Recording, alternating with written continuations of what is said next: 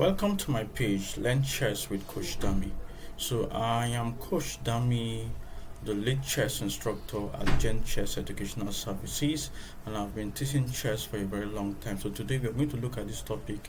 I'm going to introduce you guys to chess. Now, even before learning how to play the game of chess, one of the things you need to learn how to do is to understand the chessboard. Now, when you look at the chessboard, you notice one of the things you see are PCs. You see the white PCs, you see the black PCs. You also see squares on the board. Then you can also see numbers and you can also see letters. Now, even before learning how to move the king, the queen, the bishop, the knight, and the rook, you need to really learn how to understand the chessboard. According to this popular saying, whereby I think it's in the book of The Art of War, whereby they say that even before you fight your enemy, you need to understand the environment. You need to know the terrain. The same thing also goes with the chessboard. So I like to when I'm teaching, especially the kids between the ages of 5 to 10, I like to use storytelling to convey my message across to them. So I like to teach them that the chessboard is like an empire, and in every empire there are some estates, there are some house address, and so on and so forth. Now, if you look at the chessboard, it is made up of 64 squares. Some of them are light squares and some of them are dark squares. Okay, the light squares are the white creamy color squares, and the dark squares are the light green squares. All right, now this chessboard can be grouped in three ways. First one is called the files. Now, what are files? Files are a group of squares that are lined up vertically on the chessboard. They are a group of squares lining up vertically on the chessboard, and we use letters to describe a file. For example, when you look at this arrow, it pointed to a letter which is A. So we simply say that this square is called an A. This file is called an A file. Now, all these are squares on that A file. I will call this A file. So these are the group of squares which are called file. Now, this is also another file. This is called the B file. This is called C file. On the F file. F file, on G file, and so on and so forth. Now, if you look at the chessboard, you notice that in a file there are 8 squares in a file. So I want you to just keep that in the back of your mind. Now, the second way we group the chessboard is called the rank. Now, what are ranks? Ranks are a group of squares that are lined up horizontally on the chessboard, and we use number position to describe a rank. For example, this is called the 4th rank because what is in by the side of it is 4, and what is in this other second one is called the 1st rank. So what is inside of it is called instead of us using 1 rank, we prefer to use 1st rank. So this is 1st rank, this is 2nd rank, this is 3rd rank, this is 4th rank, 5th rank, and 6th rank, 7th rank, and also 8th rank. Now, in each rank, we also have 8 squares. Now, the third way of describing this chess game is called a diagonal. But before we learn about the diagonal, one of the things we need to learn about is the names of the squares. For example, each squares have a unique name attached to it. And how do we know the name of the square? We know the name of the square according to the position of the square. If the position is on a file, we look at the name of the file. For example, this is a square. if you look at the name of the file, if the name of the file is F, then we know that it's on the F file. Then when you look by the side and rank, you notice that there is a fifth rank here. So the name of this square is called F5. Okay, and the name of this square is called C4, because it's on the C file on the fourth rank. Then this rook here is sitting on square A1 because it's on the A and also on the what, first rank. This square is called what? B6, and this square is called what? This square is called what? D3. So that is how you know the names of the square.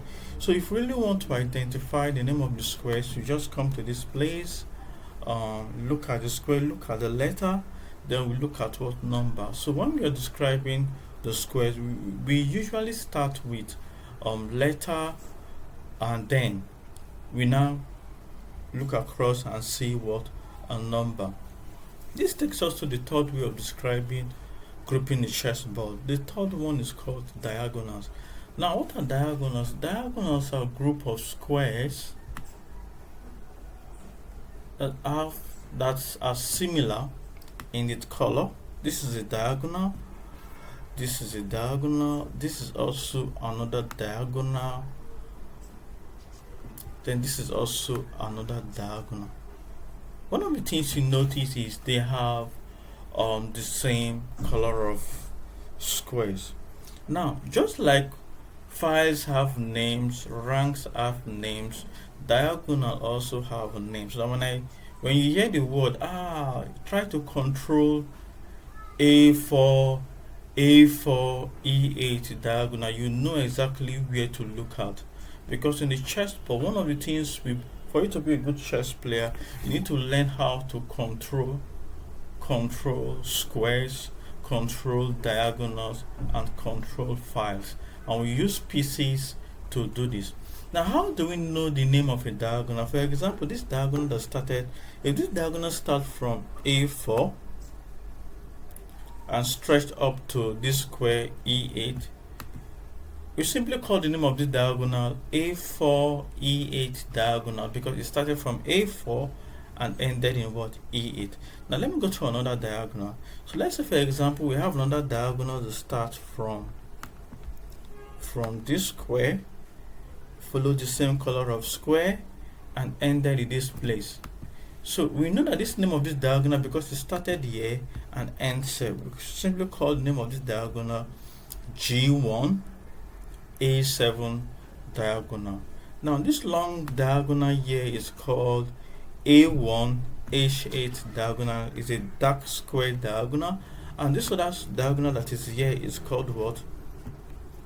It's called H1 A8 diagonal. This is A1 H8 diagonal, then this is H1 A8 diagonal. So, and that is how we group the chessboard. Now, that is not all. One of the things you also need to know is you really need to understand the chessboard. So now the chessboard consists of 64 squares, the white side and the word 64 squares. Now this square is more like an empire. Now in this empire we have two forces, the light pieces and the dark pieces. So we usually call it the white kingdom and the black kingdom. Now each of them have their own territory that they control, and we need to know this territory. Now just imagine the chessboard like an earth.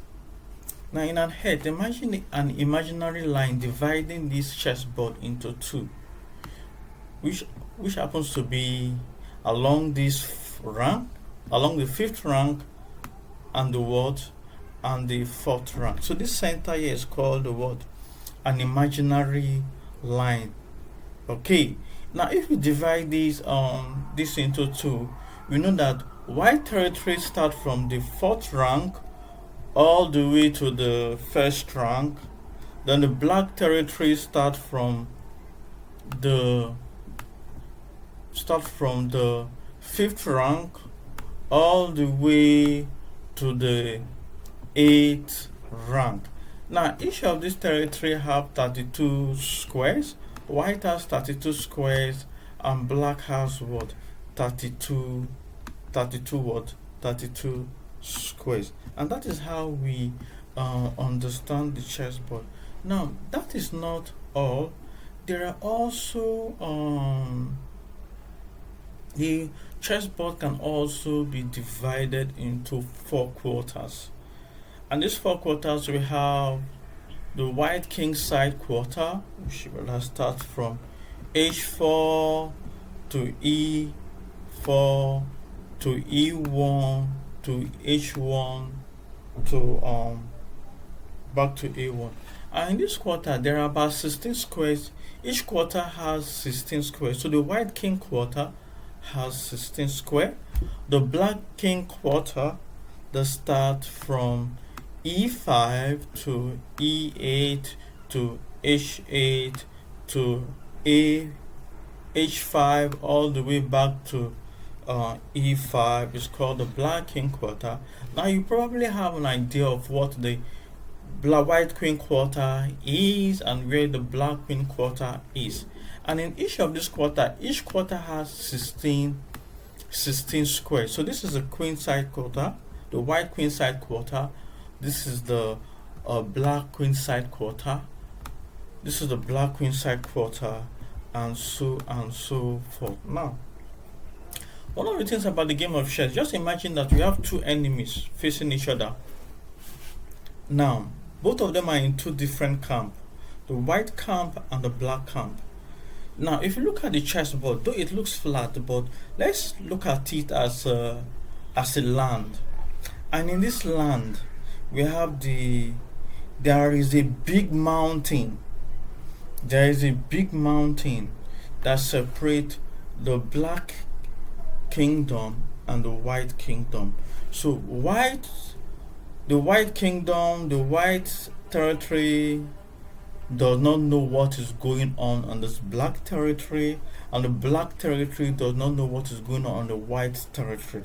And the reason why they don't know what is going on is because there is a mountain that is standing between the both of them, and for them to see the activity of the other, they will have to first of all get to the mountain, to climb that mountain. Now we like to see the mountain as the center of the board that starts from c6 to f6 to f3 to c3 all the way back to c6. So this is actually the center of the board, and in this center we also have 16 squares in the center.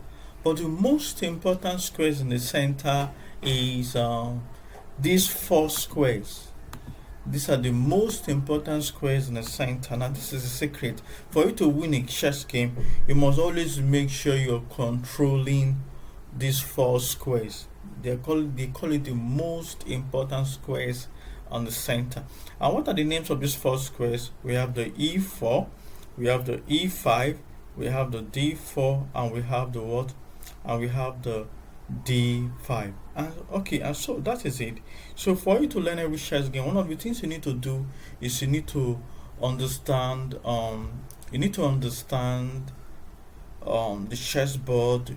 Like I say, the chessboard can be grouped in 3 ways. We have what we call the files, which are a group of squares that are lined up vertically on the chessboard. We use letters to describe them. For example, we have the A file, B file, C file, D file, and so forth. And the second one that I explained is called the rank, and ranks are a group of squares that are lined up horizontally on the chessboard using number position to describe the rank. For example, you have the first rank, second rank, third rank, fourth rank, fifth rank, and so forth. And we also talked about the names of the squares, that the squares also have its own name. And how do we know the name of the squares? By looking at its file and also looking at the rank. And we also talked about diagonals.